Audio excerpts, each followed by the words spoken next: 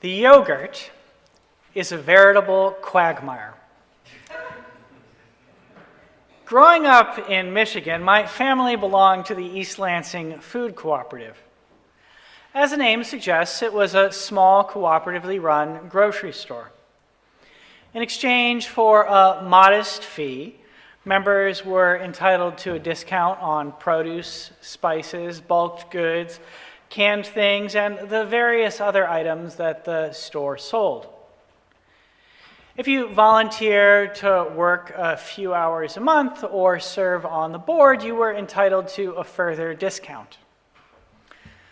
My senior year of high school, probably fearing that I was at loose ends, my mother convinced me to volunteer. I found myself laboring alongside the store's regular employees.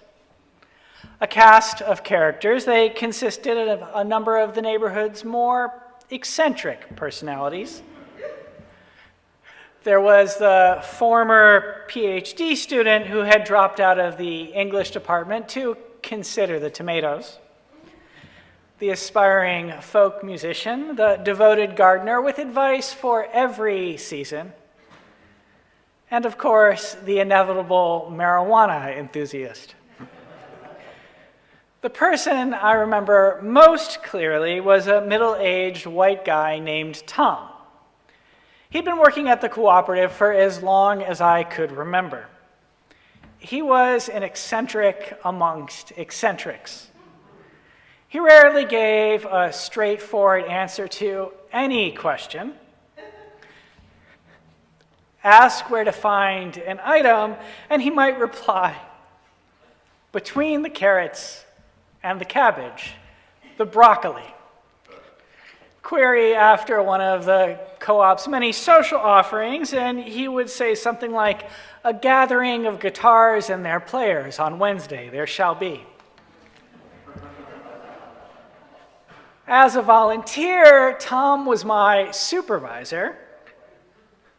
Volunteers did not work at the register or have regularly assigned duties. Instead, we helped out with whatever the waged workers asked us to do. This meant at the start of my shift, I would inevitably get instructions from Tom, and these were, the yogurt is a veritable quagmire. By this, I was supposed to divine that the yogurt section of the dairy aisle was a mess. I was intended to understand that tidying it up was going to be too time-consuming for the regular staff. So these were his cryptic directions to walk to the back of the store and straighten up the dairy aisle. I think about Tom and the cooperative from time to time. The store was one of those places where I learned about what we might call common goods. The theologian Luke Bretherton offers a scholarly definition of their nature. They are, he writes, undeniably, irreducibly social, and can only be achieved and used in some sort of association. They have a moral end, and their realization is not dependent on the state. Social, moral, independent of the state. I'll have more to say about the nature of common goods in a minute. For now, it's probably enough to note that today is the start of our annual stewardship campaign, Creating Compassionate Community. This morning, I'm offering what we sometimes call the Sermon on the Amount. In it, I try to encourage you to understand stewardship as a religious practice. It's how we build up and sustain the network of care and concern that we call the First Unitarian Universalist Church of Houston, our collective common good. Each year in my sermon, I attempt to inspire you to give until it feels good, as my predecessor Bob Shibley used to say. Give until it feels good. This year, I have the pleasure of sharing that our campaign is off to a strong start. At the official launch of our effort, I can announce that thanks to the hard work of our stewardship team, we have already received $270,000 in pledges.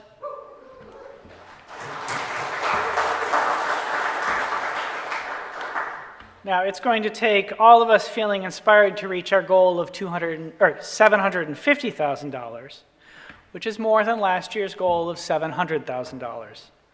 The ongoing reality of inflation makes the increase necessary to maintain our current level of programming. I want to do what I can to motivate you to support this religious community. If you are already a member, I hope you will consider raising your current pledge by 5 or 10%, or more if you can afford it. And if you are not a member, well, now is a great time to join our dynamic religious community. The stewardship team has set a goal of 15 new pledges for this year's campaign. Over the last couple of years, the number of you who participate in our religious community has been growing steadily. And I'm hoping that some of you who have been regularly visiting with us will help us meet this goal. Our in-person Sunday morning attendance is up over 11% from where it was last year. And in the same time, our online participation has more than doubled. The last Sunday that I led a service, we had over 450 households join us online. Our current membership, however, is only about 237 households. So if only a fraction of you who are watching online pledge and a number of our frequent in-person visitors join you, then not only will we meet our pledge goal, we will completely blow past it. Total pledges of $750,000 will allow us to maintain our current level of programming. Imagine what we could do if we had an even larger pledge base. We say that our mission is widening love's circle, so I invite you to dream about some of the ways that we could widen it. An increase in our pledge base would allow us to consider all sorts of new work together. We could seriously invest in outreach and share our message throughout the city. My partner is always getting on about me about why we don't have a billboard. We could find ways to expand our Spanish language ministry. It's one of the only Unitarian Universalist ones in North America. We could grow our campus ministry. Artie Troop has done a remarkable job establishing it, working just 5 hours a week. We could increase our musical offerings. How about a children's choir? We could deepen our social justice efforts. Last autumn, we registered almost 1,000 new voters. Think about what we might be able to do with dedicated social justice staff. We could. Making a pledge and joining a Unitarian Universalist congregation, any Unitarian Universalist congregation, but particularly this one, is about making a decision to build a common good. It's stating that you will take on the sacred responsibility of helping to maintain an institution devoted to nurturing what binds us together. That's how I often think of religion. It is what binds us together. And when you become a member, you decide to become bound by our covenant. This means taking love as the spirit of your life. It signifies devoting yourself to the collectivity of building up rather than tearing down the world. It symbolizes a commitment to seek truth wherever you might find it and follow it wherever it might lead you. And it is a promise to encourage the other members of our religious community in the pursuit of these things. There are few other communities in our city that invite you into such an opportunity. The Unitarian Universalist theologian James Luther Adams spent much of his career studying what happens when people take such opportunities seriously.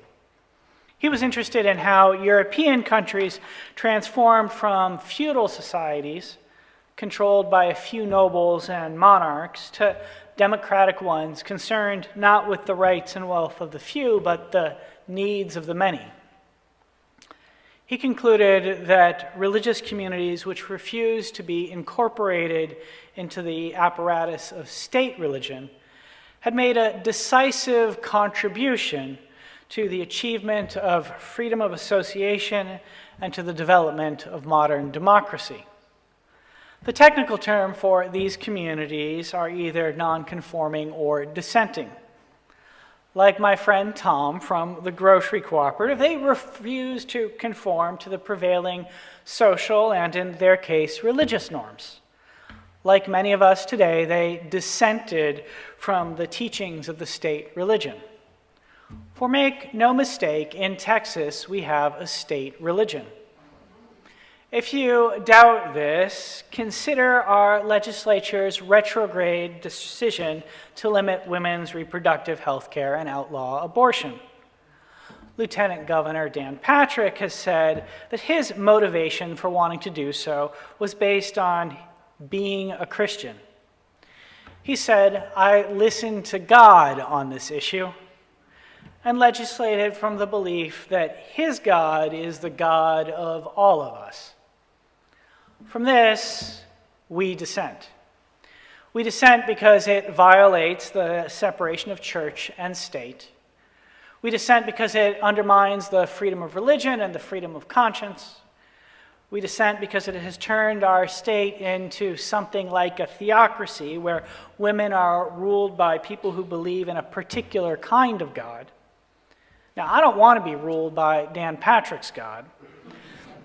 I don't want to be governed by a God who blesses a politician who openly peddles white supremacist conspiracy theories on Fox News. And I don't want to be directed by a God who seeks to control women or suppress the LGBTQ community. I suspect that you don't want to be governed by that kind of deity and his politicians turned priests either. All right, if you're going to do it, do it. From this, we dissent. How about amen to that?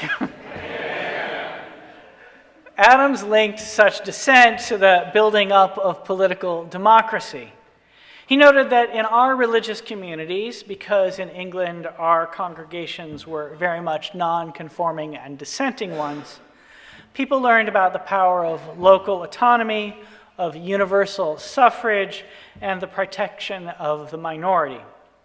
They learned these things, they practiced them in their religious communities, and then they began to demand that they be present in the rest of society. We find ourselves making similar demands today. We're living in a time where we have a president who would be king. We are living in a moment where an unelected Afrikaner is, in the words of the journalist Megan Day, deliberately sabotaging federal agencies to make way for privatization. We are in an era where those in power are working hard to make the rest of us poorer. For make no mistake, the president's $6 trillion in tariffs are a regressive tax. We will pay for them every time we go to the grocery store and whenever we buy a car, an appliance, or make another major purchase. They will be used to justify tax cuts for the rich and fund a repressive government devoted to being cruel to immigrants, dismantling civil rights, despoiling the environment and furthering the climate crisis, and rebuilding and expanding white supremacy. From this, I'm pretty sure that we dissent. I know that I do, and as you just demonstrated, many of you do as well. Yesterday, I was present at the largest protest I've witnessed in Houston, with the exception of the George Floyd protests, since I moved here in 2018. Some 6,000 people turned out at City Hall to declare hands off our government to the looters in chief. A lot of you were there. Such mobilizations are a good thing. They can make us feel less alone and more connected. They can demonstrate to the powers and principalities of the hour that they do not have the support of the majority of people. But if there is anything we have learned in the last years, it is that such mobilizations are not enough. They are never enough.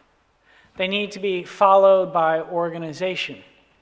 They have to be accompanied by the creation of common goods. Common goods, I said earlier, are social, moral, and independent of the state. They are social because we create them and sustain them together. First Unitarian Universalist only exists because of its members and the generations of devoted congregants who preceded us today. It is only because of the hard work and generosity of our members that we have this religious community, devoted as it is to widening love's circle. The same is true of the grocery store cooperative. It only existed because of its members. But common goods like Unitarian Universalist congregations and cooperatives are social in another way. They provide us a manner in which we can live out a common life. They provide places where we can more fully develop our humanity than we might be able to in other contexts. Here at First Unitarian Universalist, that means not just encouraging democratic practice or the pursuit of religious truth. It means welcoming each other in the fullness of our shared humanity, no matter our gender, race, economic class, sexual orientation, age, or abilities. At the cooperative, it meant creating a community open to anyone interested in affordable food and organic produce. Alternative forms of communication were even supported. The yogurt is a veritable quagmire. Common goods are moral. They are devoted to a vision of how the world should be rather than how it is. Often they're created when what we might call public goods have been distorted or destroyed. Dissenting congregations emerged in England because the Anglican Church of the 17th century would not make room for the freedom of conscience or religious belief. Its leaders demanded that clergy sign an oath to the Anglican vision of theology. When our religious ancestors refused, they were ejected or kicked out of the Church of England. So they formed new dissenting communities where the freedom of belief was treasured rather than targeted. Likewise, the grocery store cooperative started in the 1970s when the rise of big grocery stores and large agricultural combines made it harder and harder to find food that was not laden with chemicals. The lack of easily available quality vegetables prompted people to come together to establish their own store that contained a moral vision of good groceries that were affordable for working people. The moral visions contained within common goods can be a great treasury at a time like ours when the largest public goods are being destroyed. As the Afrikaner, the president, and their allies attempt to unravel democracy, we can recommit to practicing it. The historian E.P. Thompson noted that dissenting religious communities preserved in the imagery of sermons and tracts and in democratic forms of organization, democratic practice in England after the restoration of the monarchy sought to undermine it. The poet Do Fu wrote about his own efforts to create and maintain some form of a moral vision through the common good of his garden. He lived when China was in chaos and the government had largely fallen apart. Still, he knew that there was almost always at least a modest gesture of a common good he could offer. He wrote, "When someone calls at my thatched hut, my son brings me my straw hat, and I go out to gather a handful of fresh vegetables. It isn't much to offer, but it is given in friendship." Given in friendship. Do Fu's gesture is a reminder that common goods are independent of the state. They do not come from the government. We create them amongst ourselves. At a time when the current administration is doing all it can to dismantle higher education, a good partially dependent upon the state, we would do well to remember this. It is a reminder of the power and the potential of our common good, the First Unitarian Universalist Church of Houston. In a time when free speech is under a vicious attack, we can collectively maintain the freedom of our pulpit and the freedom of our shared discourse. Few other institutions might be able to fully do so in these times. This independence from the state means the common goods like First Unitarian Universalist and the grocery cooperative are fragile things. They rely upon their membership to sustain them. And when that doesn't happen, well, unfortunately, my childhood grocery store offers a cautionary tale. About a decade ago, it was driven out of business by the careful placement of a Whole Foods. In the face of a new, fancy spot to shop just across the street, not enough of its members maintained a devotion to its larger moral vision. Now, First Unitarian Universalist is nowhere near such a state. But like almost any other religious community, we are not blessed with infinite resources. Every year, it is a challenge to balance the budget and continue to provide all of our vital programs. Last year, we came close to having to lay off a member of the staff. It's only because of your generosity that we were able to avoid doing so. Now, that statement is about as fire and brimstone as I'm going to get during these sermons on the amount. Amen. I'm not going to get up here like Marvin Sapp and close the door of the sanctuary until you all turn in your pledge cards. Nor am I going to hold forth like the Reverend Ed Cash Money, and the Reverend Dr. Carl Pathos from the old Jim Carrey and Damon Wayans sketch on In Living Color. In their skit, they tell a congregation that they're going to keep talking about tithing until they get it right. And when the congregation doesn't get it right, well, Carrie and Waynes tell them, we tried to do it the Lord's way.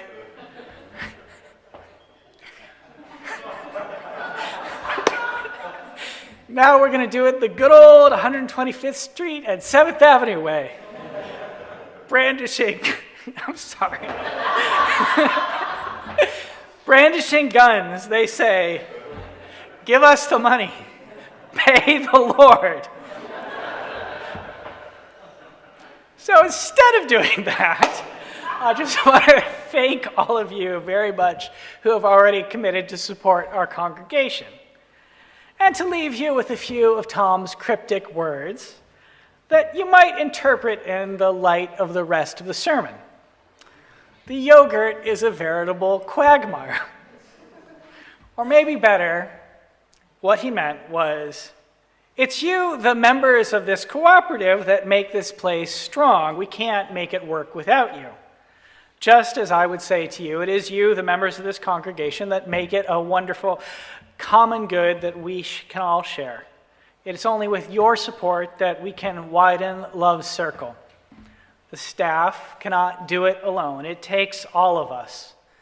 The yogurt is a veritable quagmire indeed. Amen. Amen.